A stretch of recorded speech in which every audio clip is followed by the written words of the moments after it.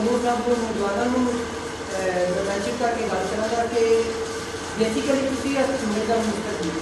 ਕਿ जिस तरह भी 8 फरवरी ਨੂੰ ਇਲੈਕਸ਼ਨ ਹੋਏ ਤੁਸੀਂ ਸਾਰਿਆਂ ਨੇ ਵੇਖਿਆ ਕਿ ਕਿਸ ਤਾਦਾਦ ਦੇ ਵਿੱਚ ਲੋਕਾਂ ਨੇ ਹਾਂ ਸਾਹਿਬ ਨੂੰ ਵੋਟ ਪਾਇਆ,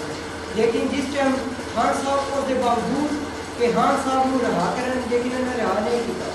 उसके वास्ते खान साहब ने काफ़ी बारी इख्तियार की काल दी है, हाँ और भी कितनी बारी इख्तियार किया लेकिन वो इख्तियार तकरीबन नाकाम नहीं हुए। और इस सब बड़ी वजह है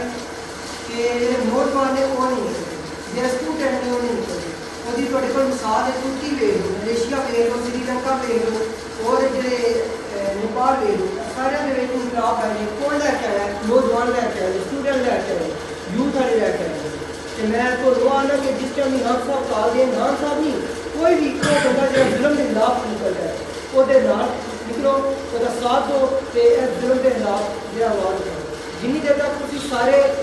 मिल के नहीं निकलो देना, एक निकले तो पर PTI निकली है उन्होंने मार पैंदी है, फिर दूसरी जमात मुश्किल है, हूँ TLP निकली है उन्होंने मार की है तो